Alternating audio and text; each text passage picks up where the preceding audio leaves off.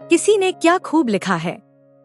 प्रभु कहते हैं कि तू सोने से पहले सबको माफ कर दे और मैं उठने से पहले तुझे माफ कर दूंगा। नमस्ते दोस्तों, मैं सुवी रावत आपको एक छोटी सी कहानी सुनाती हूँ। एक छोटे से बच्चे की। वह बच्चा हर साल गर्मियों की छुट्टियों में अपनी मम्मी के साथ नानी के घर जाया करता था। इस बार भी छुट्टियां पड़ गईं, तो वह बहुत उत्साहित था। उसने मम्मी से कहा, माँ, इस बार भी हम नानी के घर जाएंगे ना? लेकिन इस बार हालात अलग थे। उसके पापा की किराने की दुकान में घाटा हो गया था। मम्मी ने उसे समझाया, बेटा, इस बार हम नानी के घर नहीं जा सकते। मुझे पापा की मदद करनी है। बच्चा छोटा था, समझ नहीं पाया। जिद करने लगा, गुस्सा करने लगा। नहीं, गर्मी की छुट्टियां तो नानी के घर ही कटती हैं। मुझे जाना ही है। पापा ने भी उसे प्यार से समझाया, बेटा, इस बार हमें दुकान संभालनी है। मामा भी जरूरत पड़ने पर आ जाएंगे। तुम हमें समझो। लेकिन बच्चा अपनी जिद पर अड़ा रहा। आखिरकार एक सुबह मम्मी ने कहा, ठीक है, अगर तुम्हें इतनी जिद है तो तुम अकेले ही नानी के घर चले जाओ। उन्हें लगा बच्चा डर जाएगा और मना कर देगा, लेकिन बच्चा बहुत खुश हो गया। ठीक है मम्मा, मैं अकेला चला जाऊंगा। बस मेरी टिकट करा दो। पापा मम्मी ने सोचा कि मामा स्टेशन पर उसे ले लेंगे तो ठीक है। टिकट कर दी गई।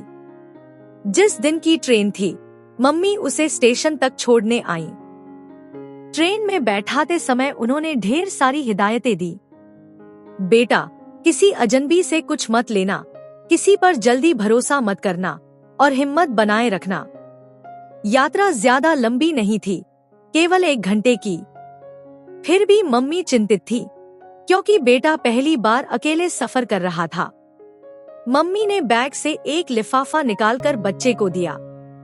बेटा, अगर तुम्हें डर लगे या बहुत टेंशन हो तो यह चिट्ठी खोल लेना। बच्चा बोला, मम्मा, इसकी जरूरत ही नहीं पड़ेगी। आप फिक्र मत करो। ट्रेन का हॉर्न बजा, ट्रेन चल पड़ी। शुरुआत में बच्चा बहुत उत्साहित था। खिड़की से बाहर देखता, हंसता, खुश होता। लेकिन 15 मिनट बाद ही उसका आत्मविश्वास डगमगाने लगा।